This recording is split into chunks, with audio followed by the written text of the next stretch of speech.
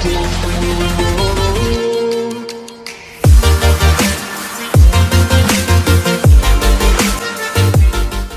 jadi di sini sifat koligatif larutan adalah sifat-sifat yang hanya bergantung pada jumlah atau kuantitas partikel zat terlarut dalam larutan dan tidak bergantung sama sekali pada jenis atau identitas partikel zat terlarut.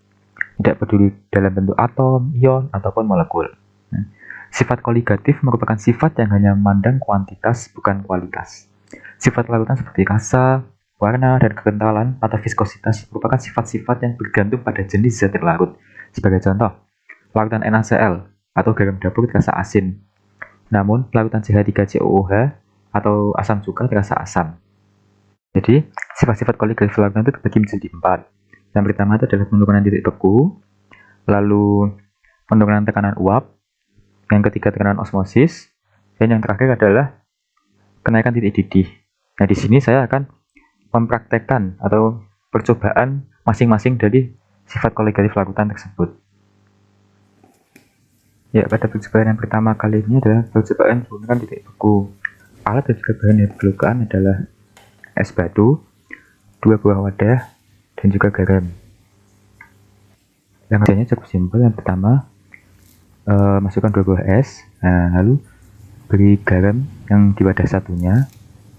Di sini saya memberikan garam yang lumayan banyak ya. Taburkan. Nah, lalu setelah memberi garam ini, kita tunggu beberapa menit dan amati apa yang terjadi. Nah, di sini sudah hasilnya setelah 10 menit. Nah, ini es yang hanya es saja, tidak beri garam.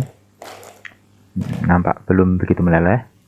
Dan yang satunya, yang sudah diberi garam itu sudah sedikit, sudah banyak ya itu ya, sudah mengeluarkan air, sudah meleleh itu cepat.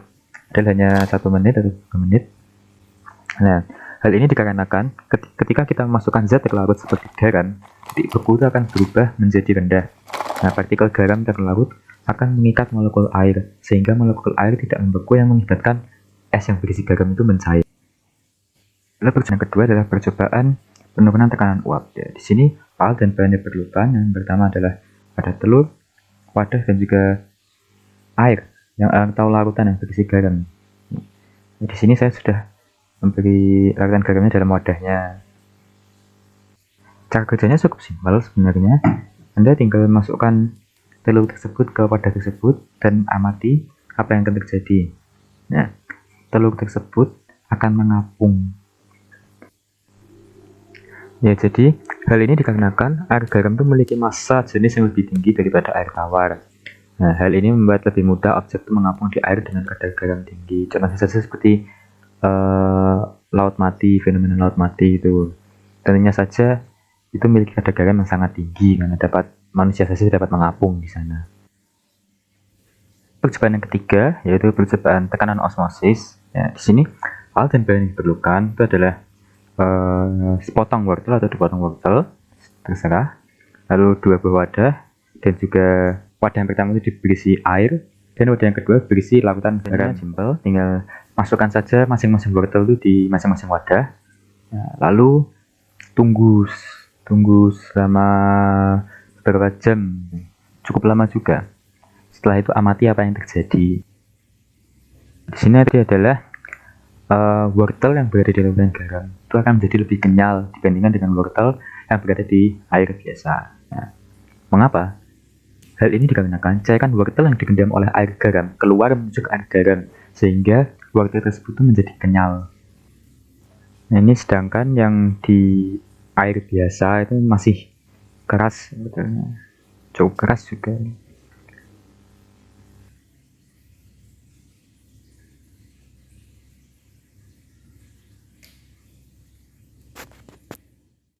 Lalu percobaan terakhir adalah percobaan kenaikan titik uap.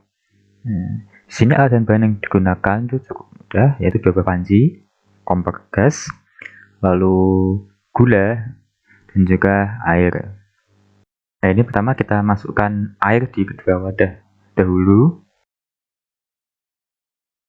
Kita masukkan airnya, lalu kita masukkan gula ke dalam satu panci, yang satunya tidak usah, beri cukup banyak dan aduk sampai merata.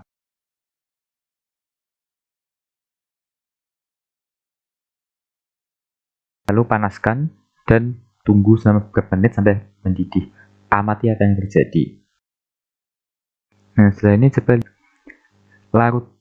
larutan yang berisi gula itu belum mendidih, dan sedangkan yang berisi air saja itu sudah mendidih.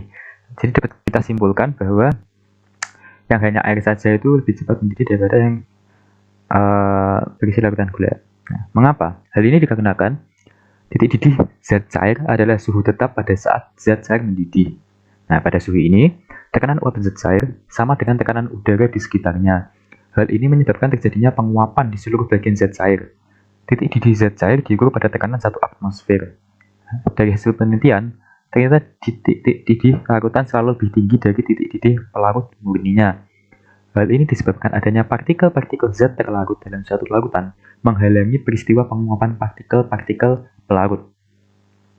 Oleh karena itu, penguapan partikel-partikel pelarut membutuhkan energi yang lebih besar.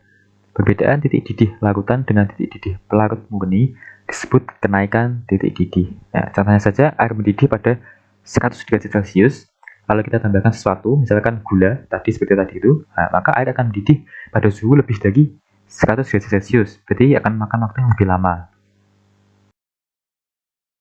Ya, itu tadi semua percobaan-percobaan tentang sifat-sifat koligatif larutan.